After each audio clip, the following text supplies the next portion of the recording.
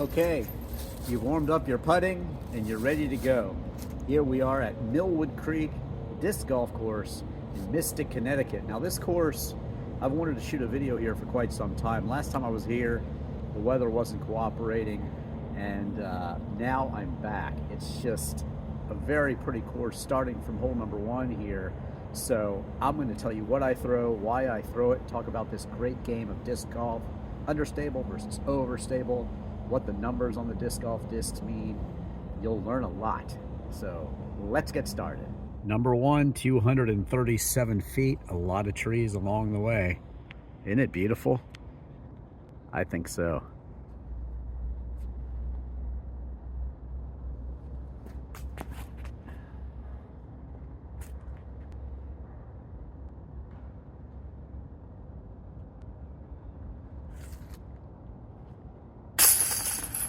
Okie dokie, good start today with my West Side Discs Inustia.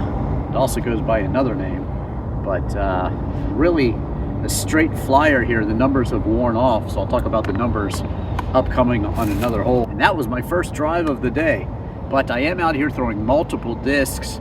I want to show you what these discs do and how they fly and feature a whole bunch of discs. So yes, I get birdies, yes, I get aces. Just Google Ivan Katz Ace, Clark's Run, or Bluemont. Great courses that I play elsewhere on YouTube as well, and I travel and play. So there's a lot of courses out there. But yes, I throw multiple discs. Disc golf is very, very hard. If you're shooting a plus 19, we'll just try to shoot plus 18 the next time. Write your names on your discs. See all these leaves? Also count them, know how many you have with you, and bring a towel as well. Okay, putt with my 86 putter, and I don't recommend it really. I think you should get something like a polecat, or just go out and get your favorite putter, maybe get 4 or 5 of them, and just putt, putt, putt, practice. 86 putters are pretty rare to come by, but I do like them. On to the next one. Number 2, par 3, 238 feet. And I think I might see a sneaky line here. Let's see.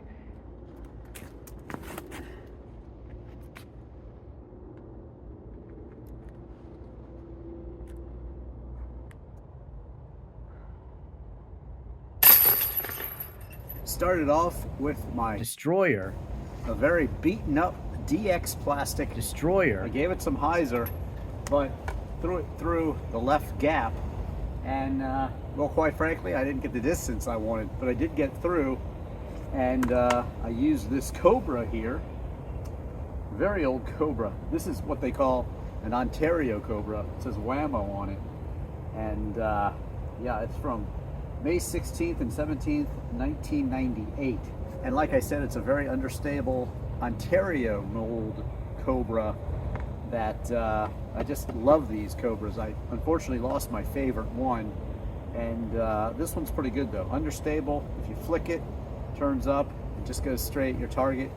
Here I just threw it straight, you know, little fade into the basket for the birdie here. And they do have new Cobras. I like the way they fly. Understable means that, again, if you throw it on a hyzer, it will flip up. That's the third number. If you have a negative third number, you have an understable disc. And the degree to which it's understable, -1 should turn up a little bit, -2, -3, -4. There's some that really will turn over. You put them on a lot of hyzer, throw them hard, and they turn up. You got to put the spin on these discs to get them to fly the way you want them to fly. Also, you want to throw nose down. You don't want to throw nose up. If you throw nose up, they're going to fade off. Right hand, backhand, fade off that way. The fade is the 4th number.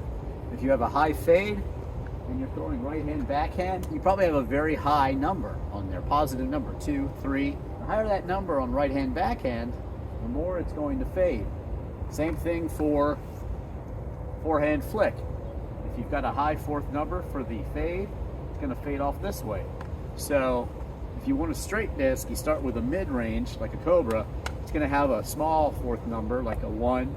Most putters have like a 0 because they're not supposed to fade at all. That means you throw them at whatever angle you throw them on, they should stay on that angle and fade very little. And and that's what you want for control. You could play the whole course with an understable mid-range like the Cobra if you're a beginner. The Shark, you'll see a lot of Sharks. That's a very stable mid-range. I think 4, 5, 0, 0 are those numbers. 4 being the speed. That's the speed at which you need to throw them at. Speed 4, speed 3, speed 5, and even speed 6, that's your mid-ranges. 7, 8, and 9, fairway control drivers, designed to give you a little more distance, yet still not have that much fade. So you can throw them farther, and they won't fade that much. But the distance drivers have some fade built in because they are designed to go ahead and turn over, and then maybe turn this way, and then fade back like an S-curve. And those are your distance drivers. And those are speeds 11, 12, 13, 14. And those are really best left for advanced players. If you're throwing a disc and you're starting out and it's just curling off that way, it either has too high of a speed rating. So if you're throwing a speed 10 and you're not getting it to turn over, get something like a Leopard. That's an understable control driver. That's a great disc to start out with. I have full disc reviews on the Leopard, the Valkyrie, even the Destroyer here. And I have slow motion videos to explain to you what the difference between understable and overstable on your discs are. The second number on a disc is the glide, usually a 3 if it's a putter, maybe a 5 or a 4 if it's a distance driver, because you want that wind to go ahead and carry the disc further. So that's what the numbers mean on the disc golf discs. And DX plastic tends to break in sooner. I keep these in my car if I'm throwing, especially if I'm traveling in Florida, say for instance, and these DX discs get very understable after a while, after you've hit trees with them. As you can see, this is very broken in, and I can throw it and it'll turn over a lot, but again, if I give it a lot of hyzer like I just did, it will go ahead and cut through and turn around before it really fades too much or does anything too silly. But some of these discs I keep in my car and just throw them with a heck of a lot of hyzer if I'm going over a water hazard, and they'll just turn over. And if I lose them to the water, well, at least it's a broken in old disc, and I don't lose anything new like my crank SS that I love to throw and things like that. So don't risk it. You know, you're not in a tournament probably, you're just playing for fun. Don't throw your favorite discs over a water hazard. Just don't do it. Throw a backup disc. Also write down the name of your discs and the weight, and that way if you lose one, then you can get another one just like it. Weight is very important on these discs. A disc that weighs 175 grams versus a disc that weighs 155, even the same disc, it's going to fly a lot different. It's going to be more understable, less resistant to wind. So if you live in a windy environment, something to think about. But again, I can't stress enough, write your name and number on these discs, and if you lose them, hopefully you'll get them back.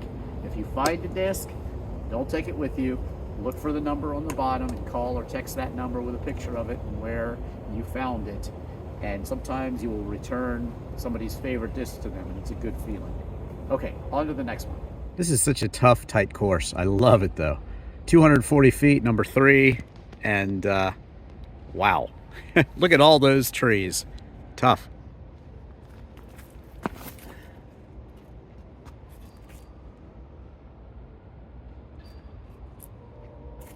Well, I knew there were a lot of trees, but what I didn't know is there's a significant water hazard right in the middle here, and this is not edited for television right here. This is actually where my D2 landed. Look how close to treachery it was. Wow. Anyway, not an easy putt either. Just like teetering on the edge of slippery leaves and getting very uncomfortably wet on a not particularly warm day here in Connecticut. Tough shot.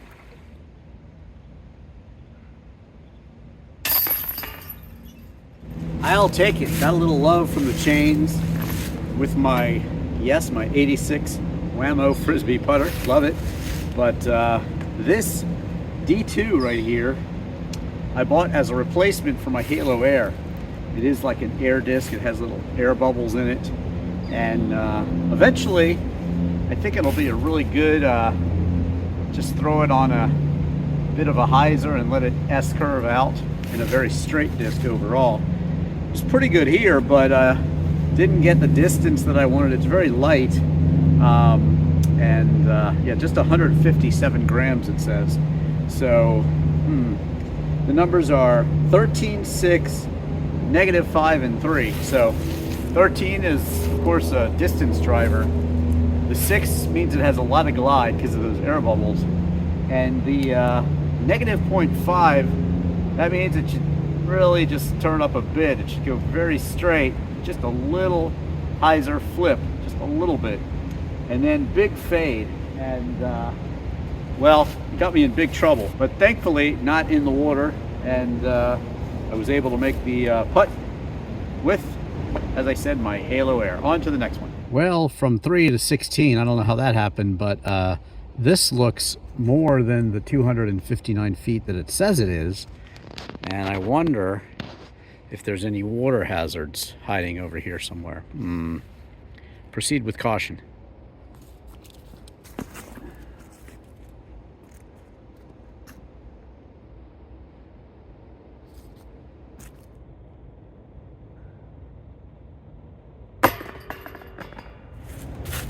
And so there you go.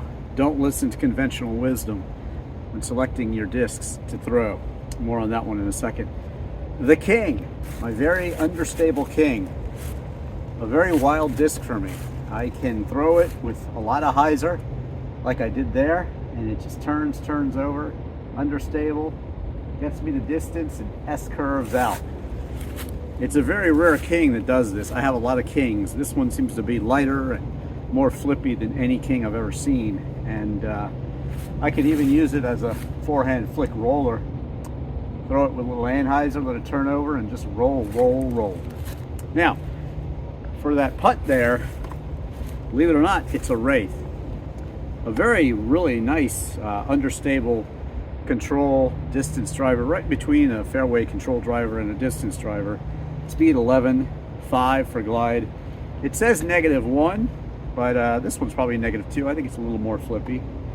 But when I throw it with my right hand backhand, which is not very solid, I never drive with my right hand backhand, but this for me is the perfect distance for a right hand backhand with the driver, because I can throw it with a little anhyzer, curve it around these problem trees right here, and just let it fade into the basket. And this one, that's perfect. Just, it was very strange actually. It just sat in the basket, no real chains or anything. Quite interesting. I can't wait to watch that one back, and I'll probably slow-mo it at the end after I do my wrap. I usually put some interesting shots from the video, and that one will certainly be in there. This course, I mean, it is just a beautiful course. I do love it. Unfortunately, even after looking at the course map, I'm a little confused as to how to get to number 4. Leave it in the comments how to get to number 4, all you experts that really know how the layout of this course. On to the next one. Number 17, quite far, 285 feet, and still looks a little longer to me, but man, there's a lot of trees along the way.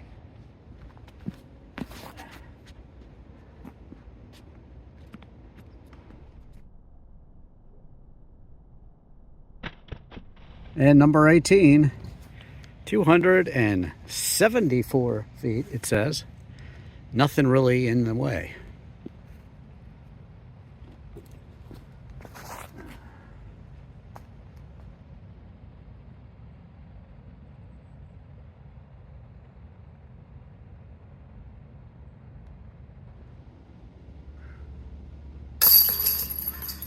Okay, I love that predictable fade of the Ace Race Sol. You can play the whole course with a mid-range, like the Sol, or the Shark, or the Cobra. There's many of them. King, like I was talking about earlier, my flick turn roller. Threw it with some anhyzer, anhyzer, and just let it turn over, get some distance, and then roll. And that's what it did. Got me close enough to the basket, or the birdie. Well, thank you so much for watching Millwood Creek Disc Golf Course here in Mystic, Connecticut. Hope you've enjoyed it. I hope you'll check out all of my disc golf videos on my Drivin' Ivan Katz channel and also my Ivan Katz Productions channel as well. My music videos, Free Your Mind is a good one to watch. It's got some of my guitar collection in there and some of my car collection. If you like cars, search Drivin' Ivan in any car. And also check out my literal video for Chris Isaac's Wicked Game. Also check out my documentaries. Real Reality is one of those from back in the day when reality TV was just getting started. I went to a Bachelor audition and went to see what all the buzz was about and why people were all of a sudden watching reality TV. So again, thank you for watching. I'm Ivan Katz.